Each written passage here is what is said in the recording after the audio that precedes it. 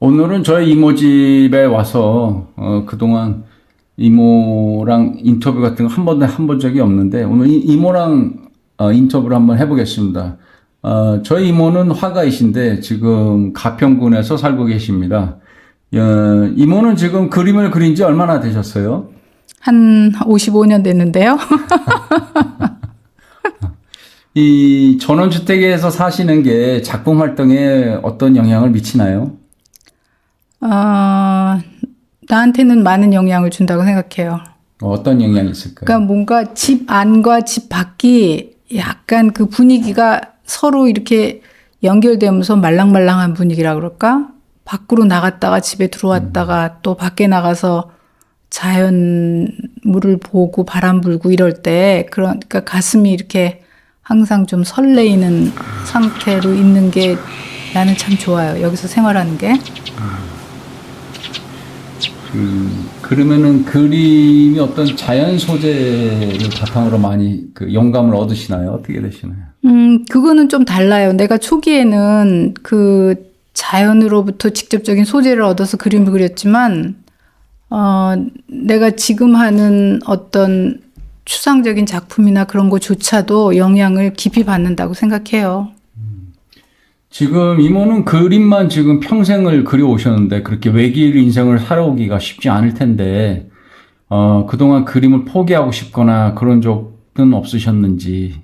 없었어요. 왜냐하면은 내가 화가로서의 야망이라고 그럴까, 욕망이, 유명해지고 출세하는 게 아니었기 때문에, 그러니까 내가 하고 싶은 건 내가 즐겁게 하는 거를 꾸준히 하는 게 좋아서 했기 때문에, 뭐 굳이 스트레스를 받는다든가, 뭐 중간에 뭐 낙담을 한다든가 그런 일은 없었어요.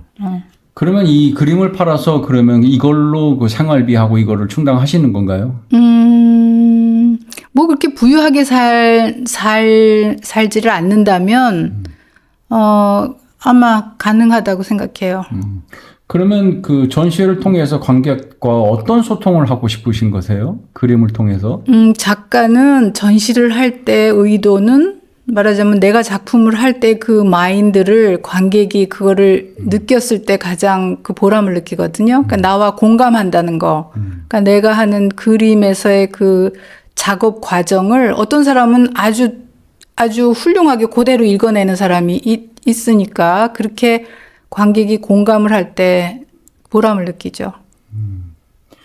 그 요즘 그림에도 마케팅 전략이 많이 필요하다, 뭐 이런 말들이 많은데, 그거에 대해서 어떻게 생각하세요? 나는 마케팅하고는 좀 거리가 있는 사람이라고 생각을 하고, 작가로서, 그러니까 적어도 뭐, 일시적으로 하는 거는 모르지만 자기가 평생을 작가로서 그림을 계속 그리겠다고 마음을 먹었으면, 마케팅에 그렇게 신경 안 쓰고 오히려 꾸준히 자기 길을 가는 게 장기적인 측면에서 볼 때는 본인에게도 그렇고 도움이 된다고 생각해요, 저는. 그 요즘 불교에서도 그 뭐 마케팅이 필요하다 해가지고 그 개그맨이 나와서 그 불교를 포교하는 거를 불교 그 조계종이나 그쪽에서도 찬성하고 이렇게 밀어주는 그런 그 추세인데 그게 이제 그것을 이제 저는 이제 불교의 마케팅이라고 봅니다. 그러면은 아까도 질문했듯이 이 이모한테 있어서의 그 예술에 있어서 마케팅은 과연 정말 어떤 관계고 정말 어떤 관계여야 되는지 그거에 대해서 한마디 해주세요. 마케팅의 그 방점을 어디다 두느냐예요. 그 작가가 자기 작업을 제작하는 데 두느냐 아니면은 마케팅에 두느냐. 마케팅에 많은 그 무게를 두는 사람들도 있고 또 요즘은 연예계의 무슨 엔터테인먼트사처럼 뒤에서 이렇게 뭐 후원해 주는 사람들도 있고 뭐 그런 것들이 있는데 저는 여전히 옛날 사람이라 그런지 작가 중심의 정신이라 그럴까? 그냥 작가가 자기가 하고 싶은 거를 계속 하는 거. 오히려 내가 두려운 거는 이런 작업을 뭐 이렇게 좀 소홀히 하게 되지 않을까 이게 걱정되지. 나는 내 작업을 빨리 마케팅을 해서 이렇게 알려야겠다는 생각은 많이 못 하고 있어요 지금. 그 소울이라는 것은 자신과의 그 어떤 계속 이 작업을 게으름을 경계하는 그런 말씀이신가요? 계속 이 작업을 계속 하는 게 중요하고 제가 보기에는 많은 관객이 필요한 게 아니라 내 작업을 인정해 주는 한 50에서 100명의 사람 정도면 저는 만족해요. 혼자서 그리시고 하시기에는 너무 외롭지 않을까요? 아니요. 그러니까 그림을 통해서 뭐라 그럴까 삶을 보고 읽는다고 생각을 하면 그림이 한 방법이니까 그게 지루하거나 그렇지 않죠.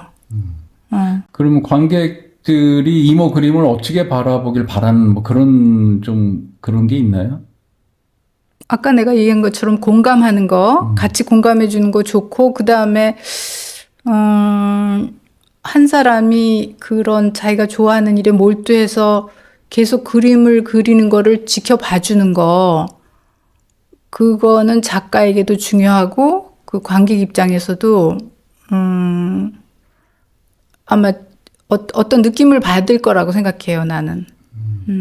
저 사람은 뭐가 좋아서 저렇게 계속 그림을 그리는 걸까? 뭐 그래서 어떤 사람은 나한테 물어보기도 하고 그러는데 특별한 거는 없고 그림을 통해서 계속 새로운 거를 발견하니까 그림 안에서 발견하는 게 아니라 그림을 통해서 세상 읽기를 바라보는 거죠. 세상을 바라보는 거죠. 그러니까 자신이 바라보는 자신의 세상을 말씀하시는 건가요? 그렇죠. 그러면은 이모는 그럼 영감을 주로 어디서 얻으세요? 책 많이 보고요. 어떤 책을 보시는데요? 요즘은 현대 철학에 대해서 또 물리학. 그 분야가 어쨌든 철학도 그렇고 물리학도 그렇고 서로 다른 길로 가는 것 같지만 실은 같은 길을 가거든요. 세상이 어떻게 됐나? 세상의 구조는 뭔가? 우리가 아직 알지 못했던 거를 계속 밝혀주니까 그런 거를 통해서 지식을 습득하면서 나는 나 나름대로 내 그림에 그거를 적용할 수도 있고 영향을 받을 수도 있고 그런 거죠. 그림을 그리시는 영감이 철학책과 물리학책이라는 말이 좀 참 재밌는데 좀 더 구체적으로 어떤 연관이 있을까요? 전혀 연관이 없는 것처럼 예를 들면 제가 요번 4월 달에 한 전시의 테마가 존재에서 관계로예요. 그러니까 우리는 어떤 이제 예를 들어서 이런 컵이 있으면 컵 자체를 존재로 보는데 네. 이 컵은 컵 자체로는 성립이 안 되는 거야. 예를 들면 테이블 위에 있고 그 위에 물이 담겨져 있고 뭐 손잡이가 있고 뭐 무늬가 그려지고 어쨌든 이런 존재 자체가 요것만으로는 될 수 없고 요거 외적인 관계에서 만들어진다는 거예요. 그런 테마를 내 그림 속에서 나타내 주려고 애를 썼죠. 그러면 그런 거는 자연을 보고서도 발견을 할 수 있지만 그런 사람들의 이야기, 의견, 철학가나 물리학자나 이 세상을 읽는 그들의 방식을 통해서도 영향을 많이 받는 거예요. 그러면 그 작가의 의도를 과연 관객이 알아줄 수 있을지 그거에 대한 조바심도 있지 않으세요?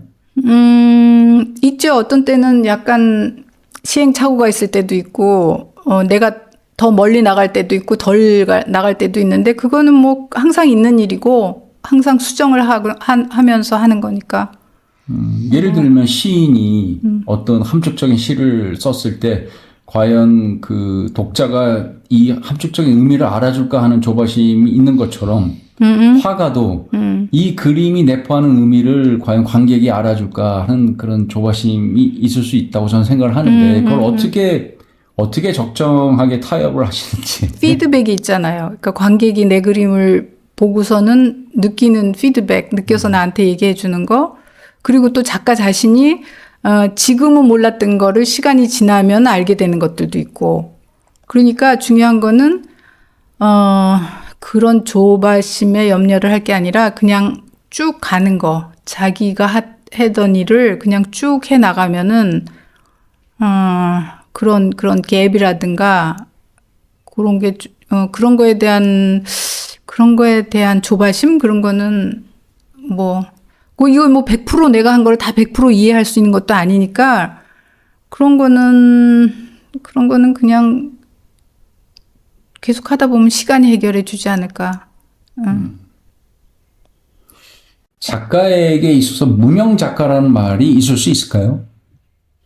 있을 수 있어요. 미술사를 보면은 전혀 그 미술 교육을 받지 않고도 훌륭한 작가가 된 사람이 있는데 그 생전에는 전혀 알려지지 않았던 사람들도 있고. 그러니까 무명 작가라는 것이 유명하지 않는 작가를 무명 작가라고 하나요? 내가 보기에는 알려지지 않은 작가. 알려지지 않은 작품이 좋고 나쁘고를 떠나서 이렇게 매스컴이나 세상에 잘 알려지지 않은 작가를 무명 작가라고 하죠. 그러면 이모는 무명 작가이세요? 아니세요? 나는 그거에 관심이 없어요. 처음에도 얘기를 했지만, 유명해지는 거에 관심이 있으면 유명하지 않은 거에도 영향을 받고 그러는 건데, 유명하든 무명이든 나는 내 작업하는데 그게 큰 영향을 준다고 생각 안 하기 때문에, 무명 작가다, 유명 작가다, 내 기준으로 해서 나를 평가할 때는 그게 그렇게 큰 의미가 없는 것 같아요. 그럼 전시회를 하는 것은 작품을 팔기 위해서 하는 건 아닌가요? 전시는 예를 들면 이제 자기 작업 생애에 에포크를 걷는 거예요. 그러니까 긋는 거예요. 그러니까 뭘 이렇게 만들었으면 그거를 이렇게 어디다 진열대에다 올려놓고 그렇게 하는 거가 일종의 전시회인데 그렇게 함으로써 한 시대나 기간이 이렇게 정리가 되고 그 다음에 또 다른 작업을 할 수 있는 계기가 되고 그렇기 때문에 전시회는 필요하고 중요한 거라고 봅니다. 전시회에서 작품이 팔렸을 때는 그래도 기분이 좋으시죠? 좋을 때도 있고 어떤 때는 좀 약간 섭섭할 때도 있고. 왜냐하면 내 작품이 비싸지 않기 때문에 팔아도 얼마 안 돼서 나는 작품 파는 거 별로 그렇게 섭섭해할 때도 있어요.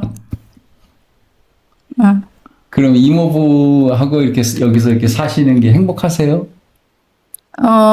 제가 그 아파트 생활을 조금 한 경험이 있는데 그거에 비하면 여기 생활이 훨씬 나는 흥미롭고 가슴 설레이고 그런 것 같아요. 그러니까 자연 친화적인 생활이 더 작품 활동에 도움이 된다. 이 말씀으로 받아도 될까요? 나 같은 경우는 그렇고 어떤 사람은 순전히 뭐 책을 통해서도 자연을 접한 사람도 있고 그러니까 내 경우를 말하자면은 나는 이렇게 금세 작업실에서 작업을 하다가 창문 열고 나가서 뭐 꽃을 보고 바람을 보고 구름을 보고 이런 게 이렇게 밖과 안의 것이 이렇게 유동적으로 움직이는 그런 게 생활에 있어서 좋은 것 같아요. 지금 갑자기 어떤 뉴욕에서 유명한 갤러리에서 이모 그림을 높게 평가해서 전시를 하고 싶다 그러고 막 그러면은 마케팅도 해주겠다 그러면 굳이 거절할 이유는 없으시잖아요. 이모 입장에서는. 그렇겠죠. 근데 그럴 일은 아마 거의 드물 것 같은데. 왜냐하면 요즘은 스타 작가를 원하니까 뭔가 번쩍하고 센세이셔널하고 자극적이고 그런 작가를 원하지 이렇게 글쎄 모르겠어요. 옛날에는 그런 스타일의 작가 중에서도 좋은 작가들이 많이 나왔는데 지금은 조금 아닌 것 같아요. 어떤 면에서 스타성이 있는 작가를 원한다는 거죠. 그 스타성 있는 작가들이 작품성이 떨어진다고 보시나요? 내가 보기에는 떨어지는 것도 있고 안 떨어지는 것도 있어요. 그러면 이모는 순수 예술 쪽이라고 말해도 될까요? 그거는 좀 생각을 해봐야 되는데 적어도 작가가 자기가 하고 싶어서 작업을 밀고 나갈 때 다른 어떤 거에 방해를 받지 않으면 나는 그건 순수 작가라고 보거든요. 그게 상업적이냐 아니냐의 반대말 아닐까요? 순수 작가 상업적이냐 뭐 통상적으로는 그렇게 얘기를 하죠. 지금 대학 순수 미술을 공부하고 있는 학생들한테 내지는 상업 미술을 하고 있는 배우는 학생들한테 당부하고 싶거나 좀 바라보고 싶은 말씀이 있다면 뭐가 있을까요? 후배들에게 하고 싶은 얘기는 숨을 길게 쉬어라. 그리고 어떤 것을 하던 주인은 나다. 그렇게 생각을 물론 하다 보면 시행착오도 있고 힘든 때도 있고 뭐 그렇지만은 자기의 주관이 뚜렷하고 자기가 그것에 대해서 열정과 흥미를 갖고 계속하면은 간혹 실수를 하고 간혹 작품이 뭐 잘못되는 경우도 있고는 하지만 결국은 뚫고 나가는 힘은 자기한테서 나오는 거니까 꾸준히 그러나 아주 즐겁게 꾸준히 하면은 되지 않을까 그런 얘기 하고 싶어요. 이모는 그 서울대학교로 서양학과? 서울대학교 서양학과를 나오셨는데 옛날부터 저는 개인적으로 궁금했는데 그 좋은 대학교와 어떤 예술성과 이 밸런스를 어떻게 봐야 될까요? 없다고 봐요, 저는. 어떤 학교를 나오든지 간에 그 개인의 그리고 그림이 이제 하루 이틀에 하는 게 아니고 몇십 년을 하면은 사실 우리가 대학 교육에서 4년 교육받았다는 게 무슨 그렇게 큰 영향을 주겠어요. 요즘 같은 시대에는 뭐 하루가 다르게 바뀌는 세상이니까 그 학교와 뭐 그런 거의 관계는 거의 앞으로도 점점 옅어지지 않을까 그렇게 생각해요. 그럼 학교 교육이 예술과는 사실은 현실적으로 무관하다 이런 말씀이신가요? 무관은 아니지만 그거는 이제 짧은 시기고 짧은 영향이라는 거죠. 계속 자기가 누군가의 주변에 영향력 있는 사람들이나 사건으로부터 영향을 받으면서 그걸 흡수해서 나가면서 작업하는 게 중요하지 4년 동안에 배운 거는 그다지 중요할 수가 없어요. 지금같이 이런 복잡하고 변화하는 세상 속에서는. 근데 좀 전에 이모가 말씀하신 것처럼 이모 경우는 철학책이나 물리학책을 통해서 영감을 얻는다고 했다면은 그런 어떤 교양이나 어떤 기본 지식 같은 것도 분명히 중요할 거라고 생각을 하는데 어떻게 생각하세요? 지금은 학교 안 가고도 그런 거 흡수할 수 있는 방법이 많잖아요. 자기 스스로. 뭐 매체들도 많고 요즘은 점점 더 공부하기는 어떻게 보면 더 쉬운 세상이라고 생각해요. 이모 그림에서는 주로 어떤 색감을 요즘에 주로 강조를 많이 하세요? 중요한 질문인데 내가 어떤 소재를 택해서 스타일이 어떻게 변하든지 간에 색에 대한 애정 같은 거는 나한테는 있어요. 근데 그건 뭐냐면 아주 오래된 전통이나 그림에서 오는 색감. 아주 강한 원색이 아니고 빨강 오원색 빨강 노랑 파랑, 검정, 흰색 그런 게 들어가지만 그게 이렇게 예를 들면은 유럽의 프레스코화에 오래된 프레스코화에서 느끼는 느낌이라든가 아니면은 우리 전통 미술에서 느껴지는 그런 5가지 색이 이렇게 막 섞여서 묘하게 흔들리면서 발산하는 색깔 같은 거에 대해서 관심이 있어서 아마 제 작업은 스타일은 바뀌더라도 색감은 그런 색감을 취하지 않을까 그런 생각이 있는데. 그러면 뒤에 있는 그림 색깔에 대해서 좀 간단하게 설명 좀 부탁드려도 될까요? 색감보다 이게 이제 지금 원이 몇 개 들어갔잖아요. 그러니까 아까 내가 얘기한 존재에서 관계로 하고도 관계가 있는 작품인데 여기 핑크색이나 블루나 노랑은 스스로 색깔을 띠고 있지만 사실은 이 노랑 옆에 핑크가 아니고 다른 게 오면 이 노랑이 달라지는 거예요. 마찬가지로 핑크도 노랑의 영향을 받으면서 핑크로서 있는 거고 옆에 있는 파란색도 마찬가지고 그래서 이 안에 있는 원과 배경색이 끊임없이 이렇게 움직인다 그럴까? 서로 영향을 받으면서 움직이는 듯한 느낌을 계속 느끼게 하는 그런 작품이라고 봐요. 여기서 색깔도 아마 한 번에 칠해진 색이 아니고 여러 번 겹쳐서 만들어지는 색의 느낌일 거예요.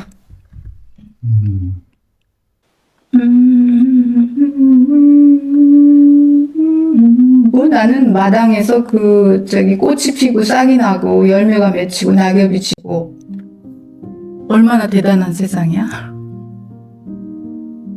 그리고 이 마당에서 이렇게 하늘을 보면은 어떤 때는 하늘에 큰 구름이 이렇게 막 엄청난 크기의 구름이 나를 향해서 막 쏟아지는 것 같은 때도 있고 내가 막 빨려서 올라갈 수도 있고 그러니까 이 자연의 모든 변화가 내 감각에도 자극을 주고 내 마음에도 자극을 주고 힘들기도 하고 하여튼 그런 서로 복잡한 유동성의 관계 같은 게 그 살아있는 동안에 그 사람이 맛볼 수 있는 기쁨이 아닌가